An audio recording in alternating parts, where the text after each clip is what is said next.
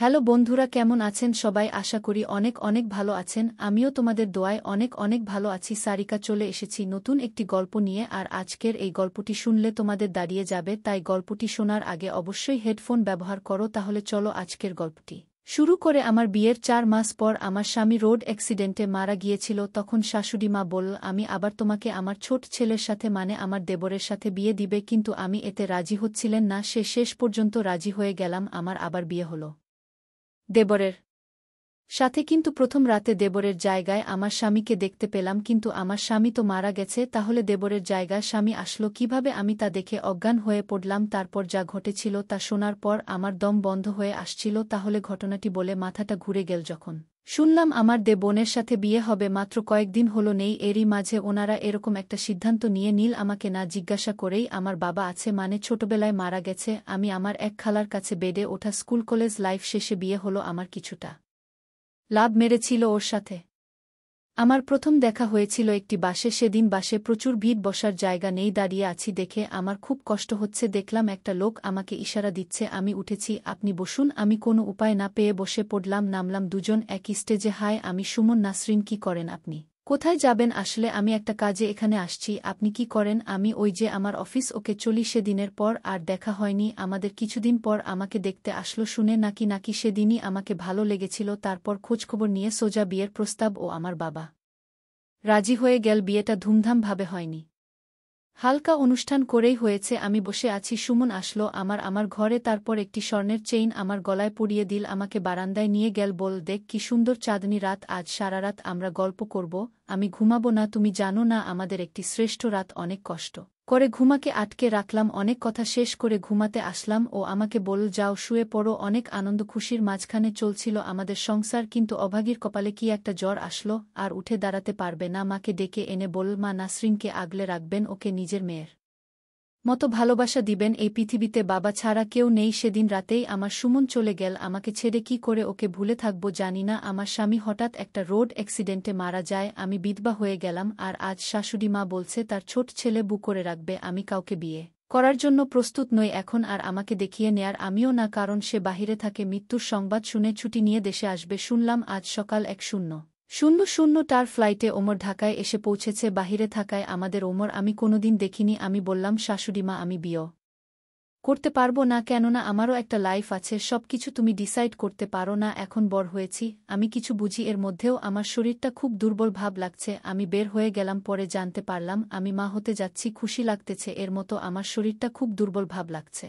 আমি বেহুশ হয়ে পড়ে গেলাম। পরে জানতে পারলাম আমি মা হতে যাচ্ছি। খুশি লাগতেছে। সুমন, তোমার স্মৃতি আসছে তোমার বাড়িতে, কিন্তু তোমার মা চাচ্ছেন তোমার ছোট ভাইয়ের সাথে আমার বিয়ে হোক, কারণ তুমি মারা গিয়েছে তোমার বাড়িতে। আমাকে চিরদিনের জন্য রেখে দিতে চাই তোমার মা, কিন্তু আমি কিছুতেই করতে পারবো না। আমি আমার স্বামী স্মৃতি ধরে আমি আমার সারাটা জীবন কাটিয়ে দীপ। শাশুড়ি মা বলল, বাবা বলল এবার রাজি হয়ে যান। আমি কিছুতেই রাজি হব না। আমি আর অন্য কাউকে আমি চাই না আমার জীবনে। কিন্তু আমার বাবা আমার সাথে খুব জোড়াজোড়ি করছিল। আমায় বলল, সুমনের ছোট ভাই ওমর তো ভালো ছেলে, বিদেশ থেকে এসেছে, তার ভাইদের সন্তানের দিকে তাকিয়ে হলেই রাজি হয়ে যা না, তোর জীবনটা নষ্ট হতে আমি দিব না। আমি আমার বাবার কথা কিছুতেই ভুলতে পারিনি। আমি আবারও বিয়ের পাড়াতে বসলাম। কপাল মন্দ হলে যা হয় আর কি, কিন্তু আজ আমার মনে কোনো শান্তি নেই। আমি বাসর ঘরে অপেক্ষা করছি হঠাৎ হলে কিন্তু আমাকে দেখে আমি অজ্ঞান হয়ে পড়ে। আমি কি দেখছি? আমি যে কিছুদিন আগে রোড অ্যাক্সিডেন্টে মারা গিয়েছিল সে আবার কিভাবে জীবিত হয়ে ঘরে ঢুকল?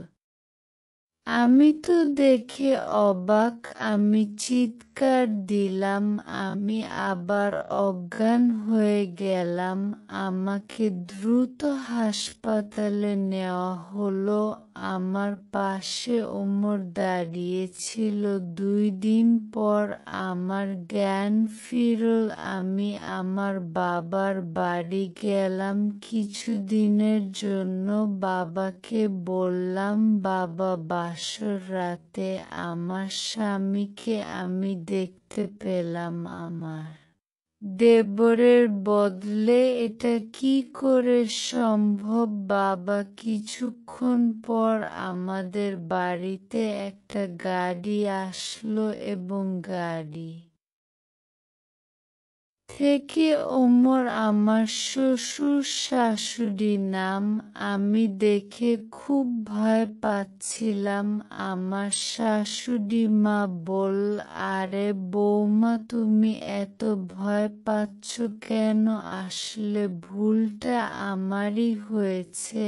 আমি যদি আগে বলতাম যে আমার দুটি যমজ সন্তান রয়েছে, আর তোমার স্বামী সুমন দেখতে যেমন ঠিক ওমর মানে তোমার দেবর দেখতে সেই।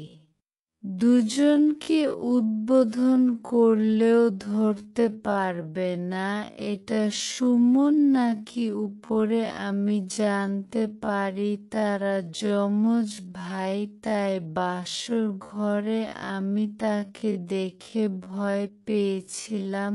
আমার কিছুতেই বিশ্বাস হচ্ছে না আমার স্বামী সুমনকে ওমর বলে চালিয়ে দেওয়া যাবে। পরে আমি ওমরের সাথে আবার সুর বাড়ি ফিরলাম। তারপর দিন অন্য কি খুব রাগী রাগী দেখলাম।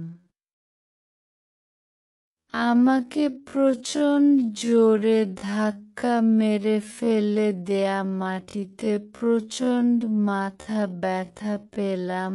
আমাকে অনেকগুলো চড় দিল। আমি বুঝতে পারছি না সে আমাকে এভাবে অত্যাচার করলো কেন?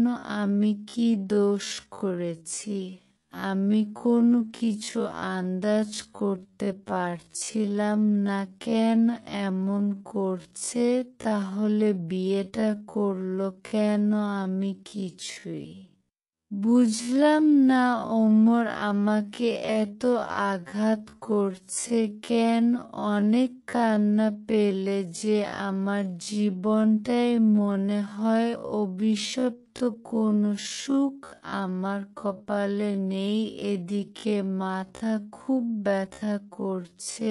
অনেক সময় মাকে কিছু বলেছিস না? আমি কিছুই বলি নাই। কিছুই বলবি না? আজ একটা কাজে যাচ্ছি, কাল তোকে ঘুরতে নিয়ে যাব। সেদিন রাতে ওকে দেখে আমার খুব ভয় ভয় করছিল, কিন্তু বাঁচা গেল। কিছুই বলল না। আমি ঘুমিয়ে পড়লাম। আজ সারাদিন খুব ভালো ব্যবহার করলো। আমার সাথে কোনো রাগারাগি করলো না। বিকেল বেলা একটা শাড়ি এনে বলল, নাসরিন ওঠে, শাড়িতে তোমাকে খুব মানাবে। আমি কোনো কথা না বলে আমি নিজেই শাড়িটা পরে নিলাম। কিন্তু মনে মনে ভাবলাম ওমরের হঠাৎ পরিবর্তন কেন? এই তো গত রাতে আমাকে খুব মেরেছিল, আজ যেন ভালো হয়ে গেছে। এর পিছনে কোনো কারণ আছে কিনা আমি কিছুটা তাকে সন্দেহ করছিলাম।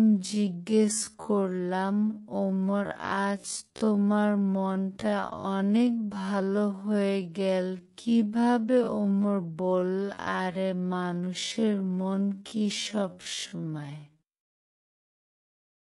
একরকম থাকে? আজ আমার মনটা খুবই শান্ত। আমি আর কিছু বললাম না। ঘুরতে চলে গেলাম একটা সাগর পাড়ে। সাগর পাড়ে ঠান্ডা হাওয়া আমাকে মুগ্ধ করে দিচ্ছে, মনে করিয়ে দিচ্ছে আমার স্বামী সুমনের কথা। ও আমাকে নিয়ে মাঝে মাঝেই এখানে আসে। এর মধ্যে ওমর ফুচকা নিয়ে আসে। অনেক পছন্দ ফুচকা খেলাম। এরপর সন্ধ্যায় আমরা বাড়ি ফিরে আসলাম। ঘুমের মধ্যে শুরু হলো পেট ব্যথা।